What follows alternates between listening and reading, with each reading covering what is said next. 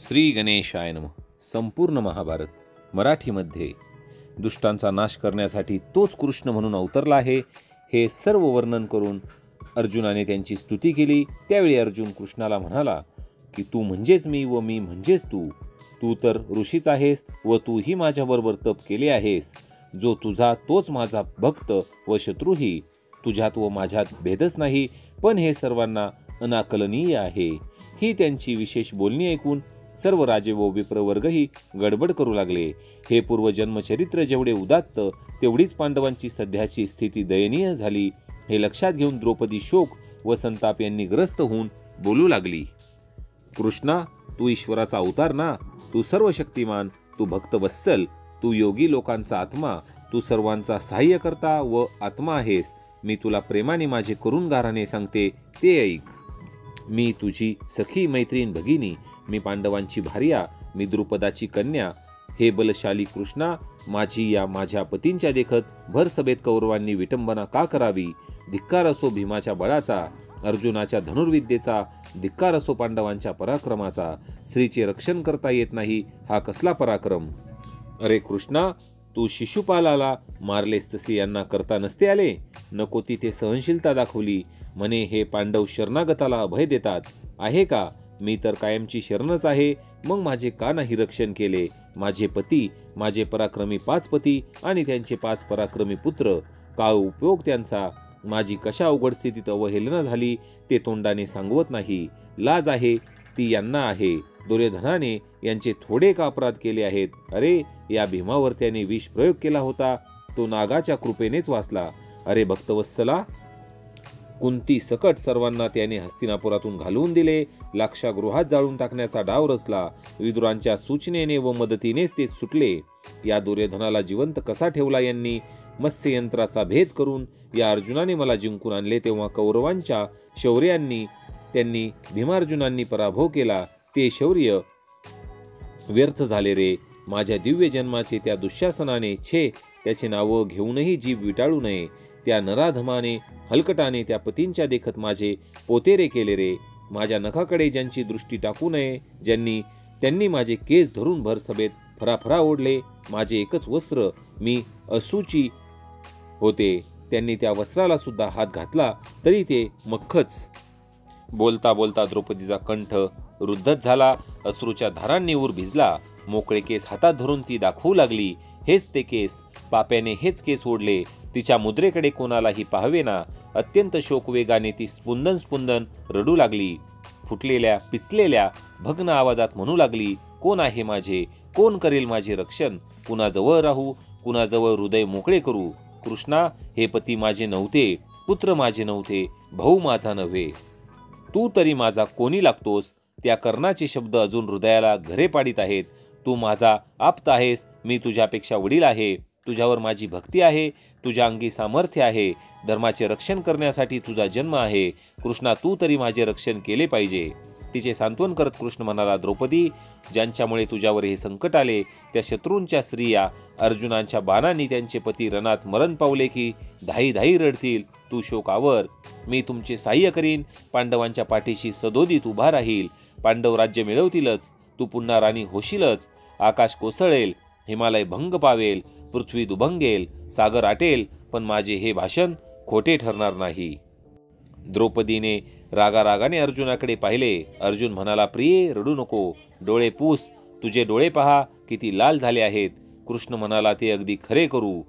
दृष्टधुम्न म्हणाला, ताई, मी द्रोणाला व शिखंडी भीष्माला, भीम दुर्योधनाला व अर्जुन कर्णाला यमसदनास पाठवील. श्रीकृष्ण आमचा सहाय्य करता आहे. मग इंद्राला सुद्धा आम्ही भीत नाही. श्रीकृष्ण म्हणाला, धर्मा, मी त्यावेळी द्वारकेत नव्हतो. तुम्ही द्यूत खेळता हे कळलेच नाही. कळले असते तर न बोलवताही मी कौरव सभेत येऊन द्यूत बंद पाडले असते. तुझा काका विदुर, धृतराष्ट्र, भीष्म, द्रोण, कृप, बाल्हिक यांना पटवून देऊन मी डाव उधळून लावला असता. सर्वस्वी घातक व चट लावणारे हे द्यूत भयंकर अनर्थकारक आहे. त्यांनी ऐकले नसते तर मी बलात्काराने सर्वांना अडविले असते. विरुद्ध उठले असते तर ठारही मारले असते. पण काय करणार. मी शिशुपालाचा वध केला म्हणून शाल्व संतप्त झाला व त्याने द्वारकेवर स्वारी केली. त्यावेळी मी इकडे राहिलो होतो. तेवढीच त्याने संधी साधली. मी नसताना त्याने द्वारकेत फारच संहार केला. मी जेव्हा गेलो तेव्हापासून अनर्थ देशात शाल्वाशी युद्ध करण्यास गुंतलो होतो. मी जेव्हा शाल्वाचा वध केला तेव्हा द्वारकेत गेलो व सात्यकीकडून मला तुमच्यावरील कठीण प्रसंगाचे वृत्त कळले. अत्यंत वाईट वाटले मला राहावे ना म्हणून तात्काळ सर्वांना घेऊन मी इथे आलो आहे. कृष्ण न येण्याचे कारण कळले तेव्हा धर्माने कृष्णाला शाल्वाच्या वधाचा सर्व वृत्तांत विचारला व शाल्वाशी प्रद्युम्नाने किती शौर्याने युद्ध केले.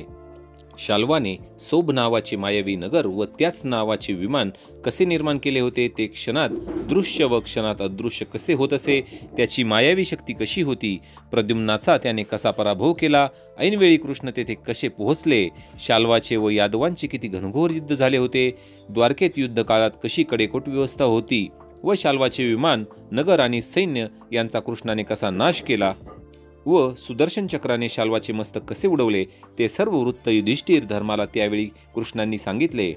द्वारकेवरील या मोठ्या संकटाशी झुंजताना कृष्ण पांडवांकडे कसे येणार. सौतीने पुढे कथा सांगण्यास प्रारंभ केला. श्रोतेजन हो, पांडवांबरोबर वनवासात सर्व पुत्र होते आणि सुभद्रा व अभिमन्यू हा सुभद्रेचा पुत्रही होता.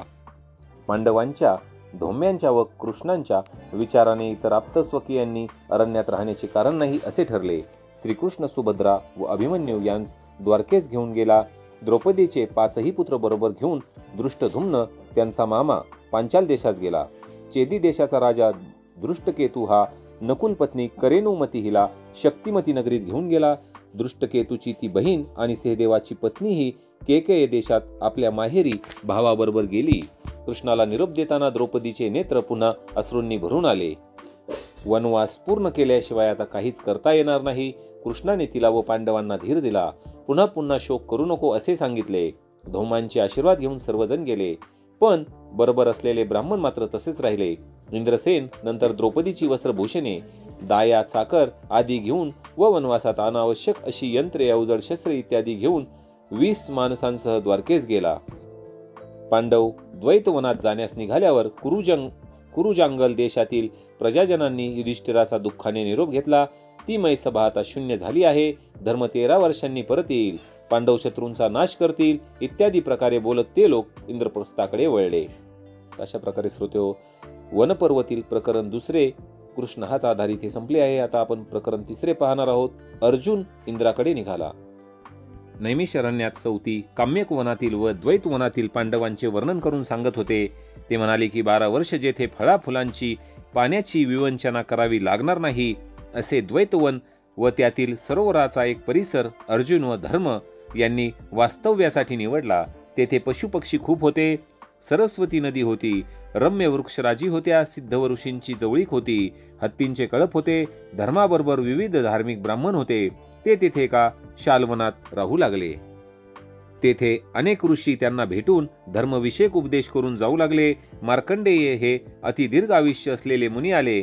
त्यांना पांडवांकडे पाहून प्रभू रामचंद्रांच्या पितृभक्तीची, धर्ममर्यादेची, वनवासाची व व्रतीपणाची आठवण झाली. धर्माला त्यांनी सांगितले की तू रामासारखाच बलवंत असूनही संयमी व स्वधर्माचरण करणार आहेस. वनवास संपल्यानंतर तू खात्रीने वैभव प्राप्त करशील. सामर्थ्य असूनही परधर्म आचरू नये, अधर्माचरण करू नये. त्यानंतर श्रेष्ठ असे बक ऋषी आले. दाल्भ मुनींच्या कुळातले ते मुनीही अतिशय ज्ञानी व दीर्घायू होते. त्यांनी काय सांगितले ते आपण श्रोते पाहणार आहोत. महाभारताच्या भाग 62 मध्ये. व्हिडिओला जास्तीत जास्त शेअर करा. धन्यवाद.